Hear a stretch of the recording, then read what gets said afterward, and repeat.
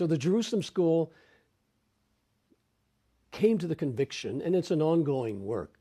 In fact, I invite you to visit their website and learn more about it, about their exciting work. I had the privilege of being a founding board member in 1985, in which the Jerusalem School became an Amutah, a nonprofit organization in Israel. I'm a continuing member. Internationally recognized Jewish scholars are continuing to join. It's still a consortium. Also well-known Christian scholars like Dr. Brad Young, Dr. Steve Notley, Dr. Randall Booth, and others are members, Dr. Weston Fields. We're going to see that they tell us the following about Jesus in a very simple way. Number one, he was Jewish. Not just as a matter of historical minutiae or curiosity. He was thoroughly Jewish. When that word became flesh, at a point in space, at a specific time, it was in the land of Israel, among the Jewish people. Jesus was born a Jew. He was reared a Jew. He spoke the Jewish language. He memorized and taught from the Jewish scriptures. He's teaching them in ways well known to the Jewish people. And by the way, let's just make it also clear. When Jesus was raised from the dead, he didn't cease being Jewish.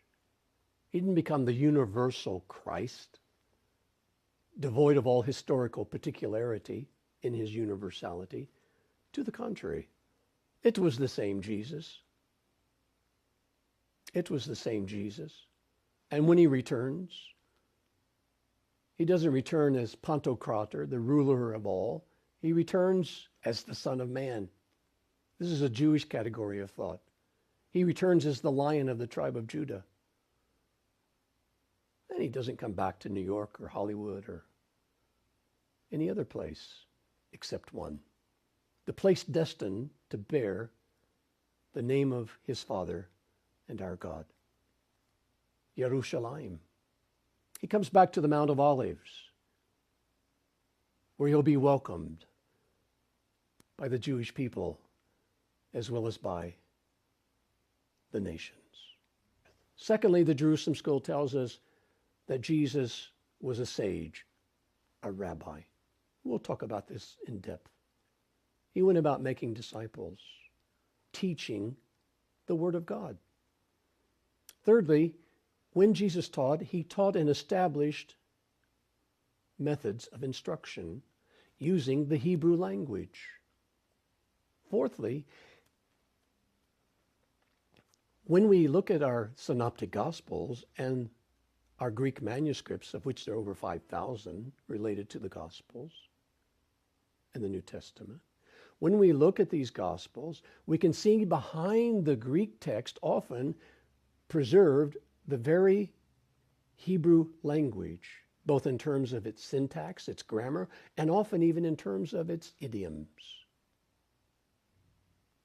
That God has remarkably preserved for us reliable historical accounts about Jesus of Nazareth. And finally, that if we want then to properly understand Jesus of Nazareth, we must understand him in his Jewishness, with his rabbinic teaching methods, and the scriptures and the sages that he draws upon, these ancient wells of wisdom, to bring forth living waters to those who recognize him both as rabbi and submit to him as Lord. And that's what we'll be doing in this course now. Lifting up Rav Yeshua, helping you grow in the grace and knowledge of him. That in fact, in reality, the one who's risen and reigning becomes increasingly incarnate in your life. As his disciples, you become increasingly set free to become the people God ordained you to be. Shalom.